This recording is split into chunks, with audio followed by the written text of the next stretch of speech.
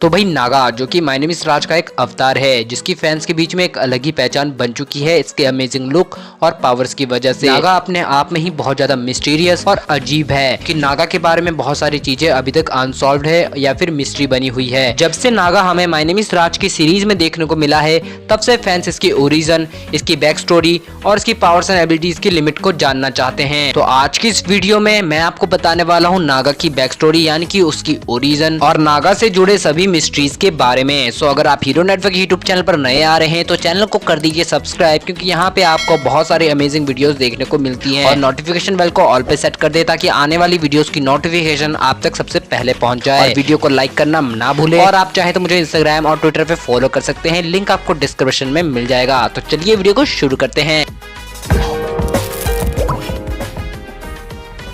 तो जो नागा है उसकी स्पीशीज को अलग अलग माइथोलॉजी में अलग अलग तरह से एक्सप्लेन किया गया है। और यहाँ पे बहुत सारी माइथोलॉजी के बीच में मैं भी काफ़ी कंफ्यूज हो गया था, लेकिन मैंने उन्हीं से भी माइथोलॉजी इंस्पायर्ड होकर एक ओरिजिन स्टोरी को क्रिएट किया। तो जो नागा की ओरिजिन है वो सभी माइथोलॉजी से इंस्पायर्ड रहेगी या फिर उन पर बेस्ड रहेगी।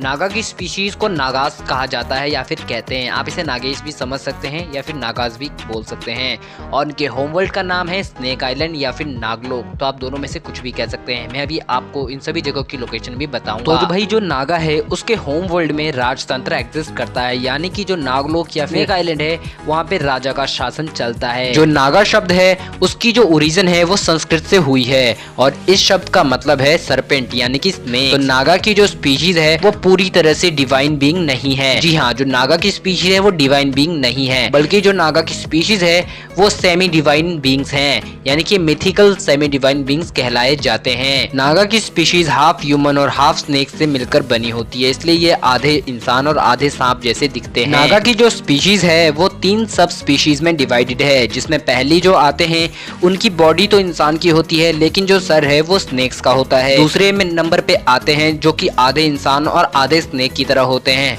और तीसरे पर कॉमन स्नेक्स आते हैं जो कि नॉर्मली हमें दिखाई देते हैं। और जो हमारा नागा है वो हाफ ह्यूमन और हाफ स्नेक की कैटेगरी में आता है। लेकिन अब आप लोग कंफ्यूज होंगे कि जो हमारा नागा है वो तो फुल्ली स्नेक जैसा ही दिखता है, तो वो आधा ह्यूमन कैसे हुआ। तो यहाँ पे जो नागा है उसका जो आर्ट डिजाइन है वो बिल्कुल अलग तरीके से बनाया गया है, जिससे हमें ऐसा नहीं लगता कि वो आधा ह्यूमन और आधा स्नेक है, लेकिन जो नागा है वो सच में आधा ह्यूमन और आधा स्नेक से इंस्पायर्ड होकर बनाया गया है। तो जो नागा है और उसकी स्पीशीज है वो ओशन के अंदर डीप ओशन में जो केव्स होती हैं यानी कि जो गुफाएं होती हैं वहाँ पर रहती है, और उस जगह को हम नागलोक भी बोल सकते हैं या फिर वहाँ से नागलोक का या फिर स्नेक आइलैंड का रास्ता भी हो सकता है। तो भाई जो नागा है जो स्पीशीज है उनमें जो स्नेक्स अच्छे होते हैं और प्रोटेक्टर्स होते हैं उन्हें गार्डियन स्नेक्स कहा जाता है, और जो दूसरे होते हैं जिनकी सोच बुरी होती है और जो इविल लुक देते हैं उन्हें स्पिरिट स्नेक्स कहते हैं। तो हो सकता है जब डिवाइन बेल्ट को ऋषियों ने मिलकर बनाया तो वो लोग नागलोक गए हो और वहां से उन्होंने नागा को लिया, और नागा एक गार्डियन स्नेक था इसलिए उसे डिवाइन बेल्ट का प्रोटेक्टर बनाया गया। और हमने कई बार माय नेम इज राज की सीरीज में देखा भी है कि नागा डिवाइन बेल्ट को बचाते हुए दिखा है। तो ये थी नागा की ओरिजिन स्टोरी या फिर उसकी बैक स्टोरी, जिसमें मैंने उसकी स्पीशीज और उसके ओरिजिन को एक्सप्लेन किया। उम्मीद करता हूँ आप लोगों को वीडियो अच्छी लगी होगी। अगर आप लोगों को वीडियो अच्छी लगी तो गाइस प्लीज लाइक करें, 300 लाइक का आपको टारगेट है, कंप्लीट कर दीजिए। हम अगली ओरिजिन स्टोरी लेकर आएंगे और आप चाहे तो मुझे इंस्टाग्राम ट्विटर फॉलो कर सकते हैं। तो फिर मिलते हैं अगली वीडियो में। टाटा बाय बाय।